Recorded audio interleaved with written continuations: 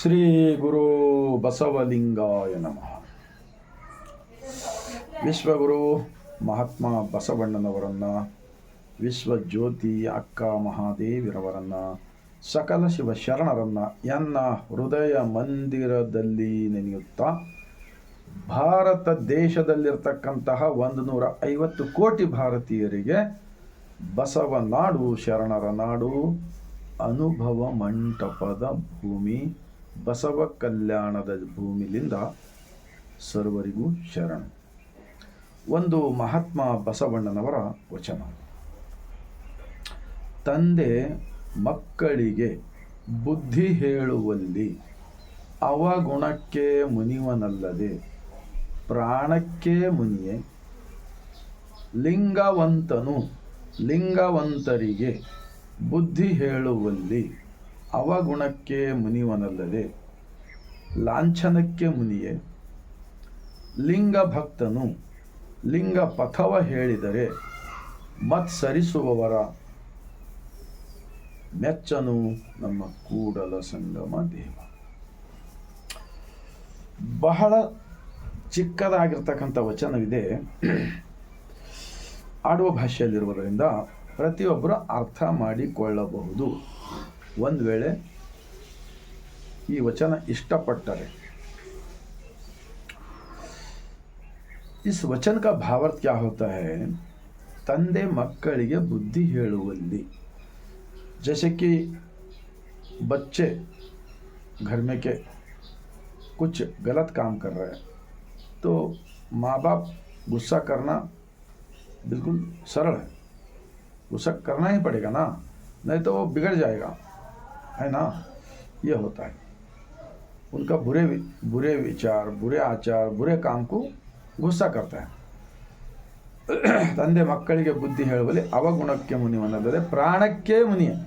तो क्या कोई माँ बाप, एक सच्चा अच्छा माँ बाप क्या बच्चे को मार डालकर ख़त्म जान लेने का कोशिश करेगा क्या?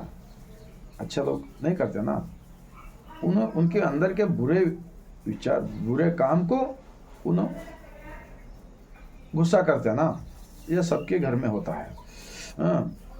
आगे क्या कहते हैं बसवಣ್ಣ जी? लिंगवंतनु लिंगवंतरिगे बुद्धि हेळुवली.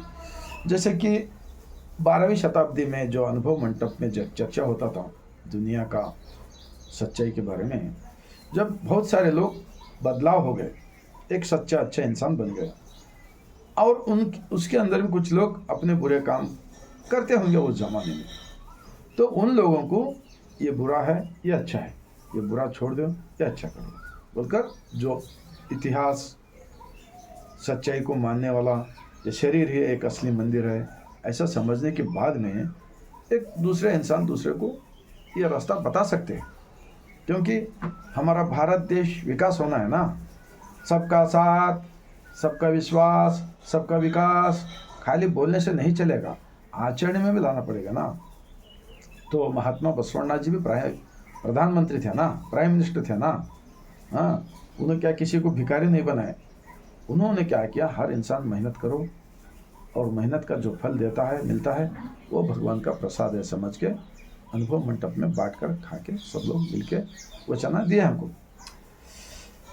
ಲಿಂಗವಂತನು ಲಿಂಗವಂತರಿಗೆ ಬುದ್ಧಿ ಹೇಳುವಲ್ಲಿ ಅವಗುಣಕ್ಕೆ ಮುನಿಯಲ್ಲದೆ लांछनಕ್ಕೆ मुनिय. लांछन दो छाती पे इष्टलिंग बांधने के बाद, रुद्राक्षी डालने के बाद, क्या इसके बावजूद भी, पिशाने पे विभूति लगाने के बावजूद भी अगर कोई इंसान गलती करता है समझो, तो उस वक़्त ये लिखा हुआ वचन लगता है मुझे.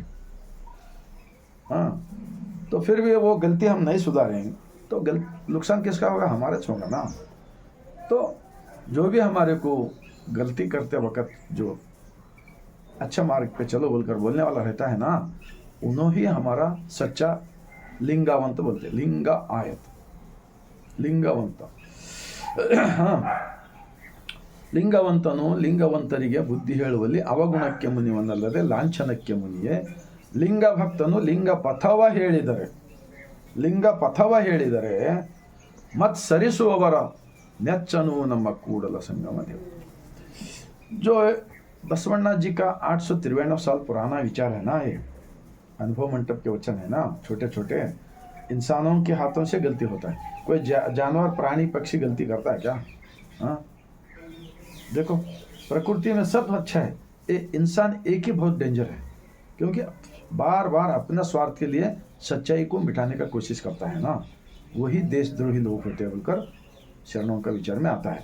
तो ಈಗ ವೀರಶೈವ ಹಿಂದೂ ಅಂತೆ ನಮ್ಮ ಮೇಲೆ ಮುಗ್ಧ ಜನರಿಗೆ ತಲೆಯಲ್ಲಿ ಹಾಕುವ ಪ್ರಯತ್ನ ನಡೀತಾ ಇದೆ.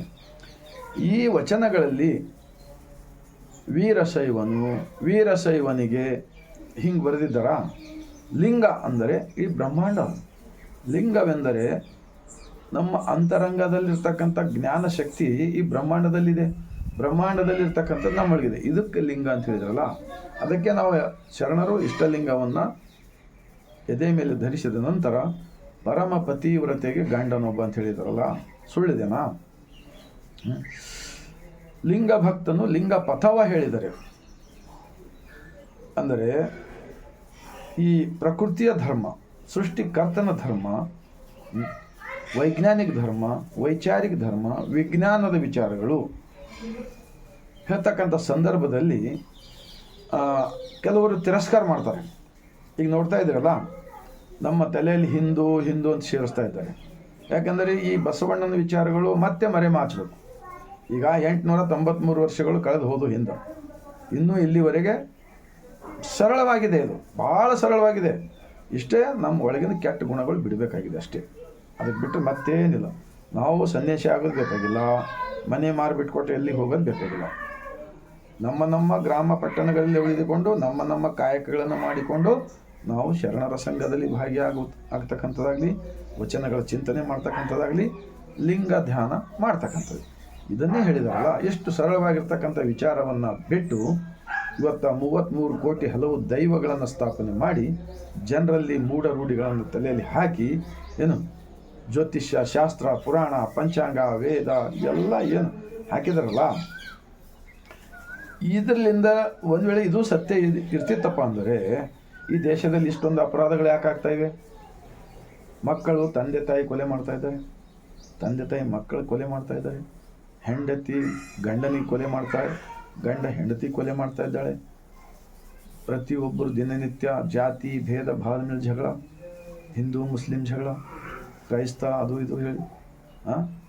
ನಾನು ಹೇಳ್ತೀನಿ, ಈಗ ಎಷ್ಟೋ ಜನಗಳು ಈ ಹಿಂದೂ ಅಂತಕ್ಕಂಥದ್ರಾಗ ಯಾವುದಾದ್ರೂ ಒಂದು ಧರ್ಮಗುರು ಅಥವಾ ಧರ್ಮ ಗ್ರಂಥ ಈ ಥರ ಶರಣರು ಏನು ವಚನಗಳು ಹೇಳಿದಾರಲ್ಲ, ಮಣ್ಣು ಬಿಟ್ಟು ಮಡಿಕೆಯಲ್ಲ, ತನ್ನ ಬಿಟ್ಟು ದೇವರಿಲ್ಲ, ಇದು ಖಂಡಿತವಾಗಿ ಆಚರಣೆ ಮಾಡಿದ ವಿಚಾರಗಳಿವೆ. ಇವತ್ತು ನಾವು ಇದನ್ನು ನಂಬಿ ಬದುಕಿದರೆ ನಮಗೆ ಯಾವುದೇ ಮಾನಸಿಕ ರೋಗೇ ಬರೋದಿಲ್ಲಲ್ವಾ? ನಾವು ಆರಾಮಾಗಿ ಜೀವನ ಮಾಡ್ಬೋದಲ್ಲ. ನಿಮ್ಮ ತೀರ್ಥ ತೊಗೊಂಬದು ಬೇಕಾಗಿಲ್ಲ, ನಾವು ಕೊಡೋದು ಬೇಕಾಗಿಲ್ಲ, ಇವೇನಿಲ್ಲ. ಮಧ್ಯಸ್ಥಿಕೆ ಯಾರು ಬ್ರೋಕರ್ಗಳೇ ಬೇಕಾಗಿಲ್ಲ ಅಂತ ಹೇಳಿದಾರಲ್ಲ. ಎಷ್ಟು ವಚನಗಳು ಬೇಕು ಹೇಳಿ? ತನ್ನ ಆಶ್ರಯ ರತಿ ಸುಖವ, ತಾನು ಉಂಬುವ ಊಟವ ಬೇರೆ ಮತ್ತೊಬ್ಬರ ಕೈಲಿಂದ ಮಾಡಿಸಬಹುದೇ? ತನ್ನ ಲಿಂಗಕ್ಕೆ ಮಾಡುವ ನಿತ್ಯ ನೇಮವ ಅಂತ ಹೇಳಿದ್ರಲ್ಲ, ನಿತ್ಯ ನೇಮವ ತಾನೇ ಮಾಡಬೇಕಲ್ಲದೆ ಬೇರೆ ಮತ್ತೊಬ್ಬರ ಕೈಲಿಂದ ಮಾಡಿಸಬಹುದೇ? ಕೆಮ್ಮನೆ ಉಪಚಾರಕ್ಕೆ ಮಾಡುವರಲ್ಲದೆ ನಿಮ್ಮ ಎತ್ತ ಬಲ್ಲರು ಕೂಡಲ ಸಂಗಮದೆ. ನೋಡಿದ ಆ ಕೆಮ್ಮನೆ ಉಪಚಾರಕ್ಕೆ ಈಗ ಒಂದೊಂದು ಗುಡಿಗುಂಡಾರಗಳ ಬಗ್ಗೆ ಬಯಲಿಗೆ ಬರ್ತಾ ಇವೆ. ಕೇದಾರ್ನಾಥ್ ಬದ್ರಿನಾಥ್ನಲ್ಲಿ ಲೂಟಿಯಾಗಿದೆ ಅಂತೆ, ಅಯೋಧ್ಯೆದಾಗ ರಾಮ ಮಂದಿರದಲ್ಲಿ ಲೂಟಿಯಾಗಿದೆ ಅಂತೆ. ಕೆಮ್ಮನೆ ಉಪಚಾರ, ತಮ್ಮ ಸ್ವಾರ್ಥಕ್ಕಾಗಿ ಜನರನ್ನು ಮರಳು ಮಾಡ್ತಕ್ಕಂಥದ್ದು ಈ ಜನ ಮಾಡ್ತಾ ಇದ್ದಾರೆ. ಬಸವಾದಿ ಶಿವಶರಣರು ಸ್ಥಾಪಿಸಿದ ಅನುಭವ ಮಂಟಪದ ಲಿಂಗಾಯತ ಧರ್ಮದ ಶರಣರು ಏನು ನಮ್ಗೆ ಏನಾರು ಮೋಸ ಮಾಡಿದಾರಾ, ವಂಚನೆ ಮಾಡಿದಾರಾ, ಏನಾರು ತಪ್ಪು ಮಾಡಿದಾರಾ?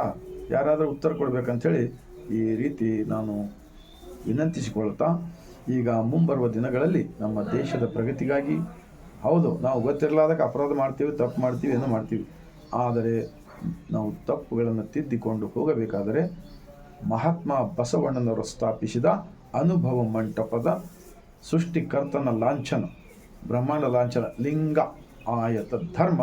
ಈ ಧರ್ಮದಲ್ಲಿ ಮಾದಾರ ಚೆನ್ನಯ್ಯನವರು, ದೋಹಾರ ಕಕ್ಕಯ್ಯನವರು, ಅಂಬಿಗರ ಚೌಡಯ್ಯನವರು, ಮಡಿವಾಳ ಮಾಚಯ್ಯನವರು, ಸಿದ್ದರಾಮೇಶ್ವರವರು, ಅಲ್ಲಮಪ್ರಭುರವರು, ಅಕ್ಕ ಮಹಾದೇವಿ, ಸತ್ಯಕ್ಕ, ಸಂಕವ್ವ, ಕಾಶ್ಮೀರದ ರಾಜ ದಂಪತಿಗಳು, ಮಹಾದೇವ್ ಮಹಾದೇವಿ, ಅಫ್ಘಾನಿಸ್ತಾನ್ ಮುಸ್ಲಿಂ, ಇವರೆಲ್ಲರೂ ಬದಲಾವಣೆ ಆದ್ರೆ ಅವತ್ತು 97% ಇವತ್ತೇನು ಮತ್ತು ಈ ತತ್ವ ಹಾಳು ಮಾಡ್ತಕ್ಕಂಥದ್ದು ಇನ್ನೂ ಕೂಡ ಪ್ರಯತ್ನ ಮಾಡ್ತಾ ಇದ್ದಾರೆ.